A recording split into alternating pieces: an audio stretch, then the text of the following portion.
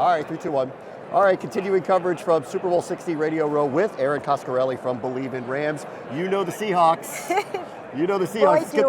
Let's get the scouting report. Yeah, no, listen, they're a good defense and surprisingly offense, which is interesting because Sam Darnold historically has struggled against the Rams and Chris Shula the last 2 seasons when he was with the Vikings. I think he was sacked a total of 9 times. Yeah.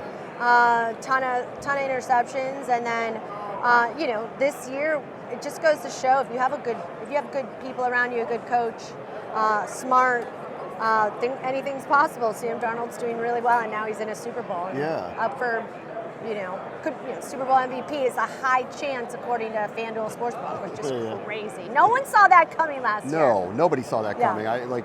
His story is amazing out of USC. Yeah. Obviously, so I don't know if you knew much about his career before he got drafted by the Jets. I went to USC. All right. Yeah. So you know all about this. So are you surprised by this, by his rise last couple of years?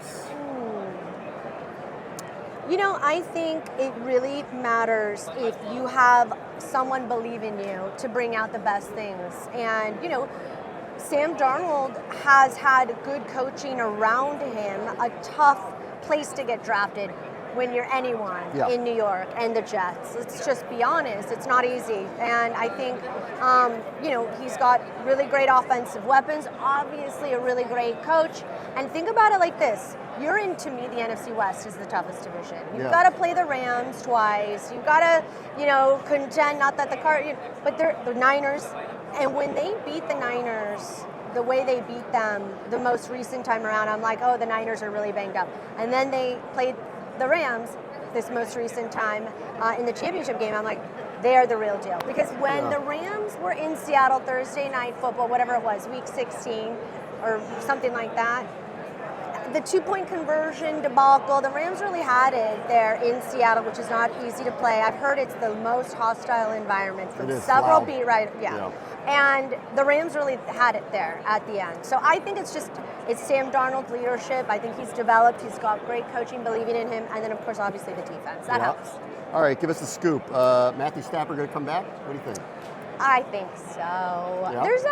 McVay's not letting that guy go. Why would you retire an MVP? That doesn't make any sense. And it would make sense if maybe they even just went to the Super Bowl.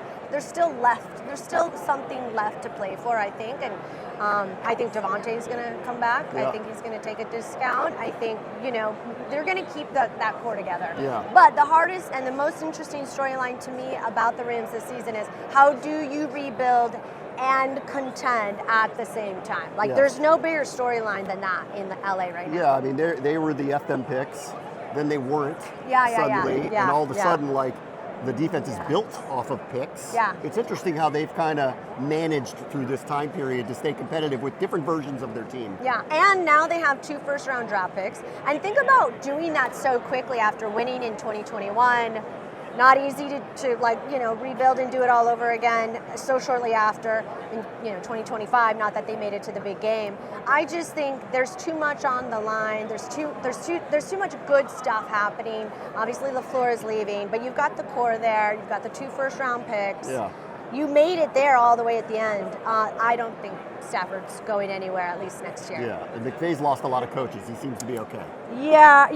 Right? He's like, God, I keep getting broken up with, keep getting left. But we know it's McVay that's the answer there. You can check out your work on the Believe Network, Believe in Rams. Erin, pleasure. Thanks for coming on. No, thank you.